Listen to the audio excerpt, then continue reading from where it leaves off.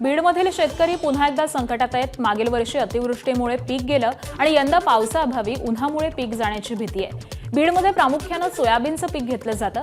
जूनमध्ये पाऊस न झाल्यामुळे शेतकऱ्यांनी 15 दिवसांपूर्वी सोयाबीनची पेरणी केली होती। मात्र गेल्या 12 दिवसांपासून पावसानं दडी मारल्यामुळे पेरणी केलेलं पीक आता धोक्यात आलंय। पाणी न मिळाल्यामुळे सोयाबीन मान टाकू लागलंय, तर जमिनीतील ओलही संपून गेल्या 8 दिवसांमध्ये पाऊस न पडल्यास शेतकऱ्यांच्या पेरणीसाठी झालेला खर्च आणि मेहनत वाया जाण्याची शक्यता आहे।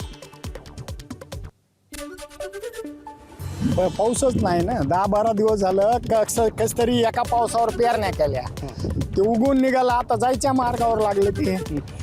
किती दिवसात पाऊस पडला पाहिजे, नाहीतर पीक वाया 8 दिवसात पाऊस नाही पडला तर ह्याला पाळी घालावं लागते। पेरणीच्या टायमाला पाऊस ओली येत होता, पण आता कसं आहे, पुढल्या धोरणावर आपण पेरलेलं आहे, पण ते आता पाऊस उघडून बसलाय। आता पावसाशी आलं तर बरं, नाही तर काय खरं.